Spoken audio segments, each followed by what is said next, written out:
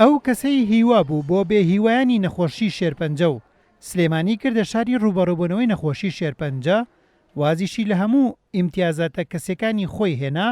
ئەو کەسە دکتۆر ئەنوەر شێخێ و هەموو گرنگیەکانی ژیانی بەخشیوەتە زانست و زانیاری لە پێناو چارەسەردا. نزیکەی 16 ساڵە گەڕاومەتەوانێ بۆ کوردستان بۆ خزمەتکردن، زۆربەی بەخۆبەخشی. زۆر شادمانم بەوەی کەەوە تا ئێستا 113 دکتۆرم دروست کردووە، 52 توێژینەوەی زانستیمەیە لە باشترین مجەلاتی عالەمیە، بە سەلامەتی گەشتوونێتە سەر ڕووباری تەواوکردن و ئێستا لەم خستەخانەیە و نەتیجانەی کە هەمانە دوو تەقسیم سێی نەخۆشەکانی شێرپەنجە الحەمدولله عیلاجەکەین. بە نەخۆشەکانی ژەڵێن بڕواتان بێت ئەو نەتیجانەی هەمانە وەکو ئەمریکا وایە، بەبێ ئەوەی پولێک بن، بەبێ ئەوەی ڤیزە دەرێنن، بەبێ ئەوەی خوا نەخواستەکە شتێکیان لێ بیهێننەوانێ. وەڵای زۆر ئیسفادەم لێ کردووە.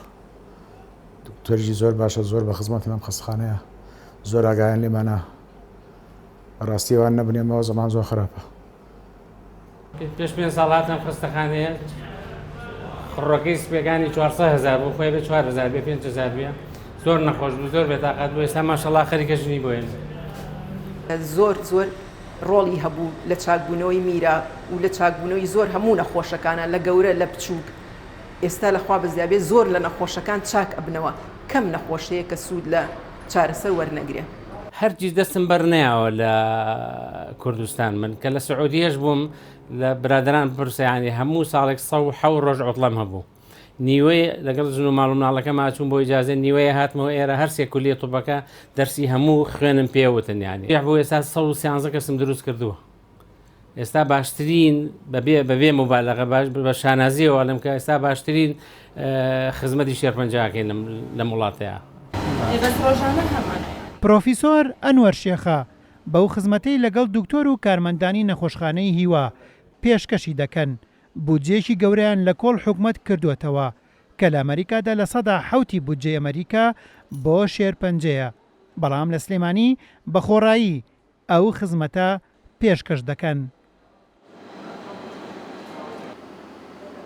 کاتێک ئەنوەر شێخە نەخۆشکەوت و مێشکی تووشی خوێنبەربوون بوو، ئەو کاتە زانی کە چیتر ئەو سەربازێکی ون نییە و جێگەدەستی زۆر دیارە لە کوردستاندا.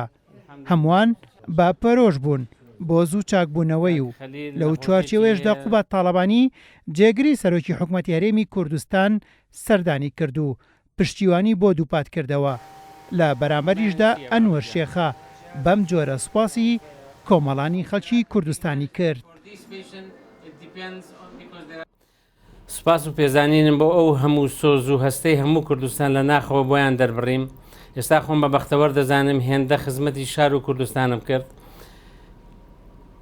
جۆن کەنەدی گوتی تەماشا مەکە وڵات چیت بۆ دەکا، بزانە تۆ چی بۆ نیشتیمانەکەت دەکەیت. هەست دەکەم هەرچیم بۆ کوردستانم کرد خۆبەخشانە بە 15 ساڵ بۆ هەفتەیەک سۆز و گریان و دوعا و نزا و هەستی ڕاستەقینە بۆیان جێڕامەوە. سوپاس سلێمانی، سوپاس کوردستان. دکتۆر ئەنوەر شێخە کە بە باوکی خوێنبەرەکان و نەخۆشەکانی خوێن ناسراوە، ئەو هەموو ژیانی لە پێناو چارەسەرکردنی نەخۆشەکانی شێرپەنجە تەرخان کردووە. ئەو هەمیشە بە گەشتبینیەوە دەڕوانێتە سلێمانی و بە پایتەختی تۆبی ناودەبات. هیوا ئاواتی ژەداتە توشبوانی نەخۆشی شێرپەنجە کە سلێمانی باشترین جێگەیە بۆ چارەسەرکردنی ئەوان. هێمن قادر، کورسات نیۆس، سلێمانی.